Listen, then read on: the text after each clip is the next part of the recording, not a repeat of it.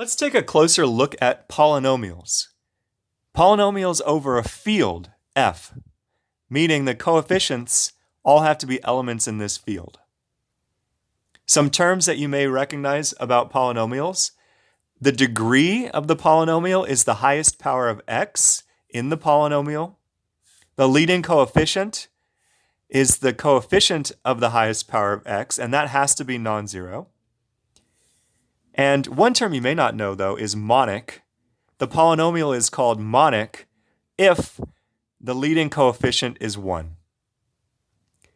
So we're going to study polynomials over a field. This should be familiar territory for us. We've seen it in high school even, when you studied polynomials with real coefficients, or even complex sometimes.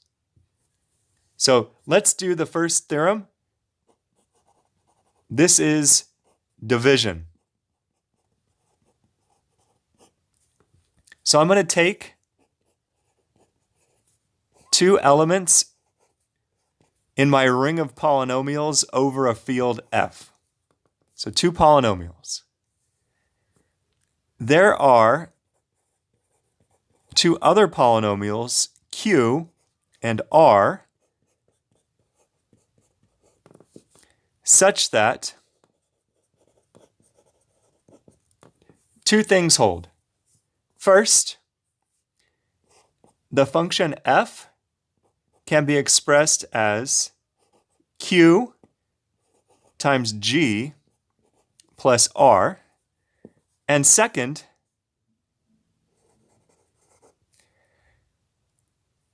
either r is the zero polynomial or the degree of r is less than the degree of g.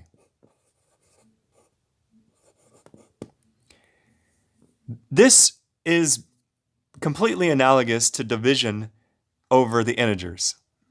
So this is the quotient q, this is the remainder r when you're just dealing with integers, but here they could be polynomials over a field. All right, let's prove this. I'm going to prove it by induction.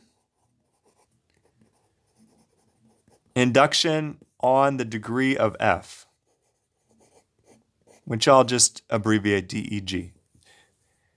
Now, what's the base case? If f is the zero polynomial, then we could take q to be 0, and we could take r to be 0, and we're done. Then this equation is satisfied and r is equal to 0. So that'll be the base case. So let's proceed by induction. Now, let's get rid of an easy case first. Let's suppose the degree of f is less than the degree of g. So you're dividing f by g. That means you're dividing by, something bigger. Then in this case, it's kind of trivial.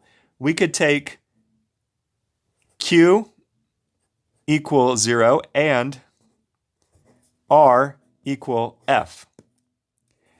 So I'm just not even writing this term down. I'm making that be 0 and f is equal to r.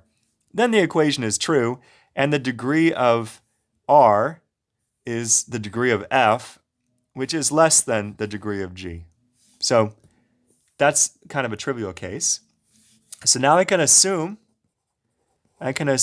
that the degree of f is bigger than or equal to the degree of g.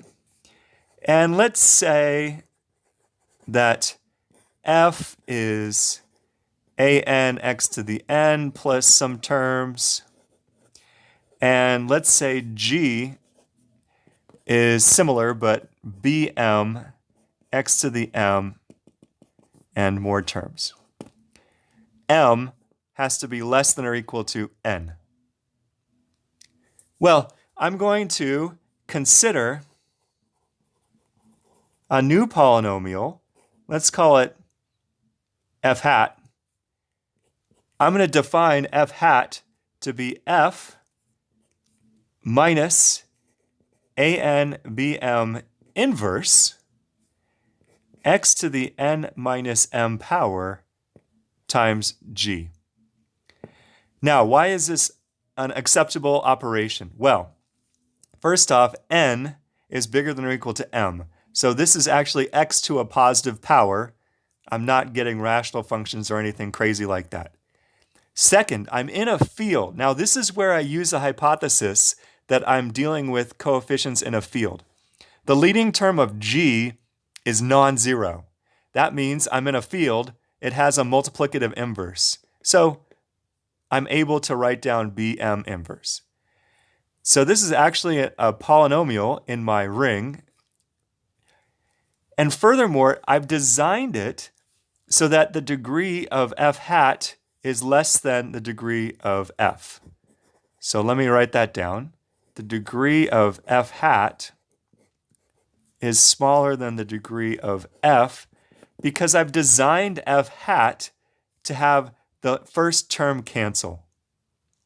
What I'm doing is I'm taking this function g and I'm essentially replacing the first coefficient with an x to the n. So then when I subtract these two, the leading term in f goes away.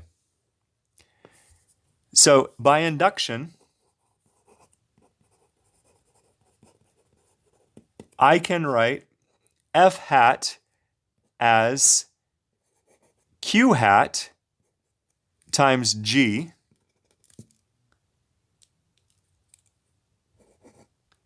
plus r.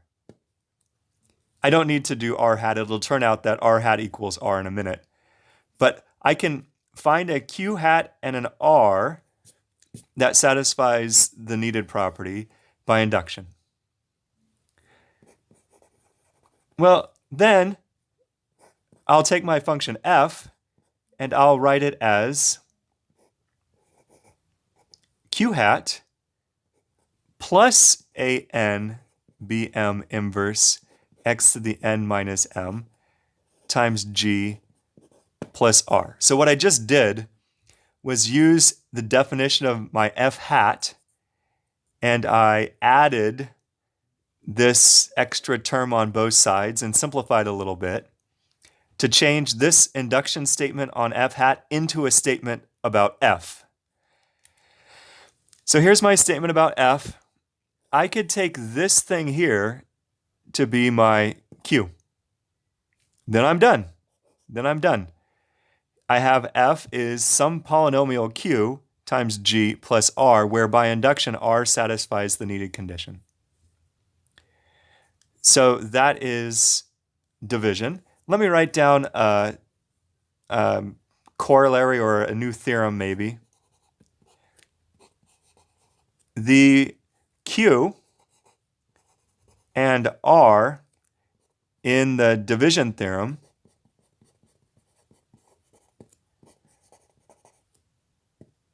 are unique. So let's finish this video by showing that the q and the r are unique, and then in the next video I'll do examples of the division algorithm. So here's the proof. If you want to show something's unique, you assume there are two of them, and then you show those two expressions have to be the same. So let's say that I have f is q g plus r, and maybe f is also q hat g plus r hat. So maybe two different expressions of the same kind of form, and r hat both satisfy the condition you see here. So if you just subtract,